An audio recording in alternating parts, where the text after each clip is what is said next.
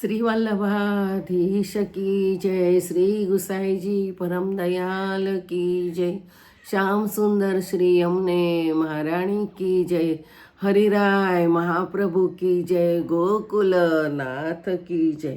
આપણે 84 વૈષ્ણવની વાર્તાનું રસપાન કરીએ છીએ. એમાં આ ત્રીજી વાર્તા આવી છે, દામોદરદાસ સંભાળવાળા. એમાં બીજો પ્રસંગ, એક દિવસ દામોદરદાસ ઠાકોરજીનો રાજભોગ સમર્પિત શૈયા મંદિરમાં શૈયા સમારવા ગયા. ત્યારે જુએ તો ગાલીચા ગાદી ઉપર બિલાડીએ બગાડ કર્યો હતો.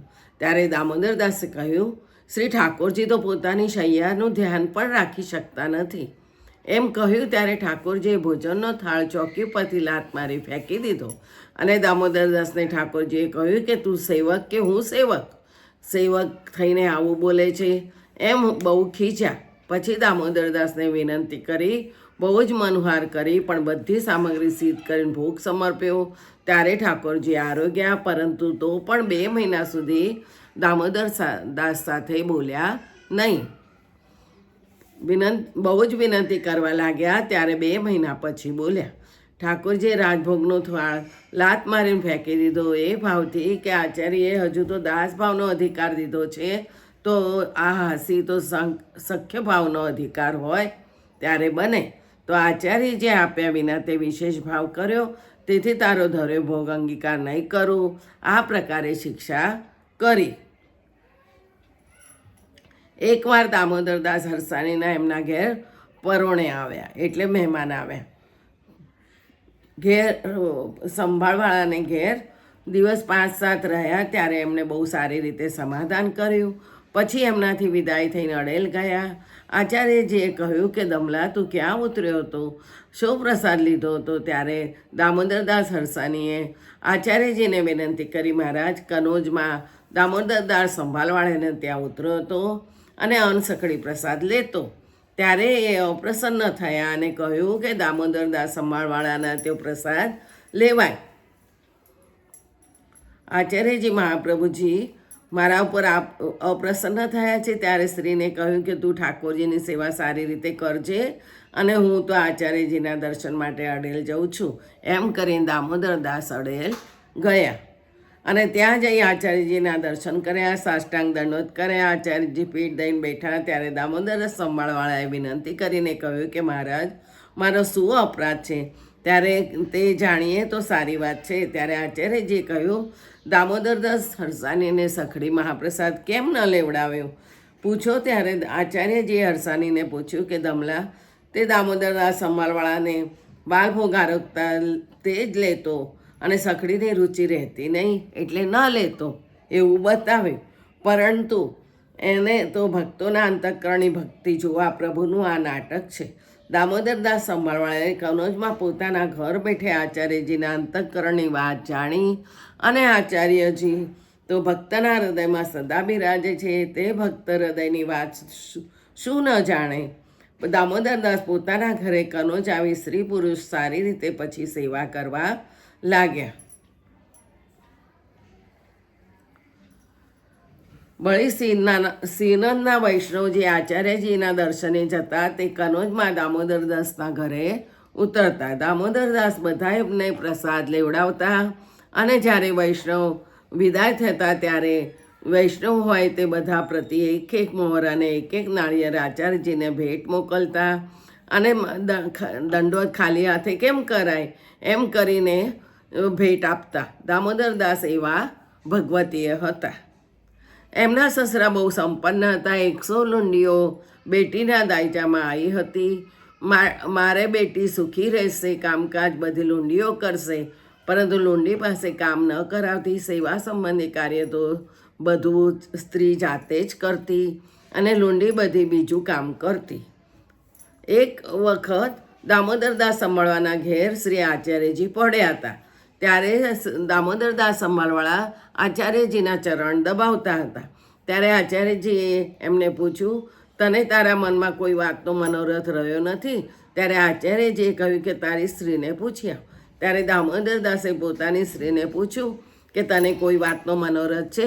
ત્યારે સ્ત્રીએ કહ્યું કે મારે એક પુત્રનો મનોરથ છે. ત્યારે આચાર્યજીએ પોતે શ્રીમુખથી આજ્ઞા કરી પુત્ર થશે. આચાર્યજી પોતે શ્રીના દ્વાર પધાર્યા. તે પછી સમય થયો ત્યારે તેને ગર્ભની સ્થિતિ થઈ. કેટલાક દિવસમાં એના ત્યાં બાજુમાં સ્માર્તની સ્ત્રીઓ પૂછવા લાગી. ત્યારે તેમાંથી કોઈએ દામોદરદાસની સ્ત્રીને કહ્યું કે તું પણ પૂછ, તારે શું થશે? પછી એક લુંડીએ જઈને તે ડાકોતિયાને પૂછ્યું કે મારી શેઠાણીને શું થશે, બેટા થશે કે બેટી? ત્યારે તે ડાકોતિયાએ કહ્યું કે બેટો થશે. તે પછી કેટલાક દિવસમાં આચાર્યજી જ્યારે કનોજ પધાર્યા ત્યારે દામોદરદાસ ચરણ સ્પર્શ કરવા ગયા. ત્યારે આચાર્યજીએ કહ્યું કે તું મને અડીશ નહીં, તને અન્યાશ્રય થયો છે. ત્યારે દામોદરદાસે કહ્યું કે મહારાજ, હું તો કંઈ જાણતો નથી. ત્યારે આચાર્યજીએ કહ્યું કે તું તારી સ્ત્રીને પૂછી જો. દામોદરદાસે પોતાની સ્ત્રીને પૂછ્યું ત્યારે સ્ત્રીએ જે પ્રકાર થયો હતો તે બધો કહ્યો. એ વાત દામોદરદાસે આચાર્યજીને આવીને કહી. ત્યારે આચાર્યજીએ દામોદરદાસને કહ્યું, પુત્ર તો થશે પરંતુ મ્લેચ્છ વૃત્તિવાળો થશે. પછી આચાર્યજી આ અડેલ પધાર્યા. આ સ્ત્રીએ વાત સાંભળી ત્યારે ઠાકોરજીની સામગ્રી તથા પાત્રને પોતે સ્પર્શ ન કરતી, કહેતી કે મારા પેટમાં મ્લેચ્છ પુત્ર છે, માટે હું હવે સેવાની વસ્તુને નહીં અડું. દામોદરદાસની સ્ત્રીએ પોતાની માતાને કહ્યું કે મારો પુત્ર થાય તે થતાં જ માત્ર તું તત્કાલ લઈ જજે, હું એનું મોઢું પણ નહીં જોઉં, અને મોઢું અમે જોઈએ તો અમારું અનિષ્ટ થાય, તેથી મોઢું ન દેખાડતી, અને ઉપાય તું કરજે. પછી એની માતાએ તેમ જ કર્યું. પ્રસૂતિ થતાં તત્કાલ તે બાળકને પોતાના ઘેર લઈ ગઈ અને પછી બાંધીને આપને તેને મોટો કર્યો. આ અન્યાશ્રય બરાબર બીજા દોષ નથી. જેમ પતિ છોડીને બીજા પતિ કરે સ્ત્રીનો સગળો ધર્મ જાય, તે જ પ્રકારે અન્યાશ્રય રંચક કરે તો વૈષ્ણવનો ધર્મ નાશ થાય. ફરી સ્ત્રીએ અનન્યતા થઈ.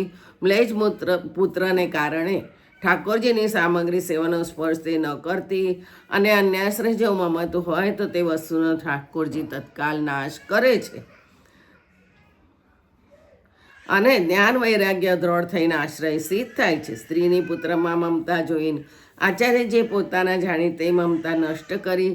સ્ત્રીને જ્ઞાન થયું. પછી માતાને કહ્યું કે પુત્રનું મોઢું નહીં જોવું, અને નેત્રો પર પટ્ટી બાંધી દીધી. આવી રીતે તેને અન્યાશ્રય થયો એને. એટલે ત્યારબાદ સ્ત્રી પુરુષે મન લગાડીને શ્રી દ્વારિકાનાથજીની સેવા કરી.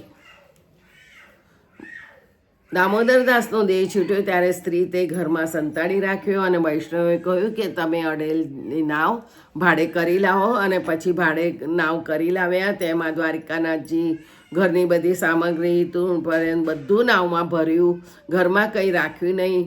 પછી વૈષ્ણવને કહ્યું કે આ નાવ અડેલ લઈ જાઓ, બધું આચાર્યજી મહાપ્રભુજીના મંદિરમાં પહોંચાડો. વૈષ્ણવ નાવ લઈને ચાલ્યા. અને પછી સ્ત્રીએ આ વાતને પ્રગટ કરી કે દામોદરદાસની દેહ છૂટી છે. એટલે વૈષ્ણવ બધાએ આવીને દામોદરદાસ દેહનો સંસ્કાર કર્યો. દામોદરદાસનો પુત્ર જે તુરક થયો છે તે આવ્યો. તે આવીને જુએ છે તો ઘરમાં કંઈ નથી. માટીના જળનો કરથો ભર્યો છે. આ જોઈને માથું કૂટીને ચાલ્યો ગયો. અને દામોદરદાસનો સસરો આવ્યો. તેણે બેટીને કહ્યું તે ઘરમાં કંઈ રાખ્યું નહીં, હવે તું શું ખાઈશ? ત્યારે તેણે કહ્યું કે તમે દેશો તે ખાઈશ. ત્યારે લોકોમાં સગા સંબંધી કંઈક દે છે એવી જ્ઞાતિની રીતિ છે. ત્યાર પછી દામોદરદાસની સ્ત્રીએ જલપાન પણ કર્યું નહીં.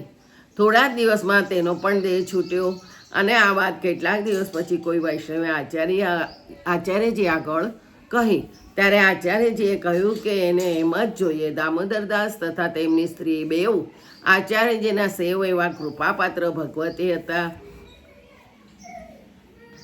જય શ્રી ગોખલેશ. બીજો આવતીકાલે.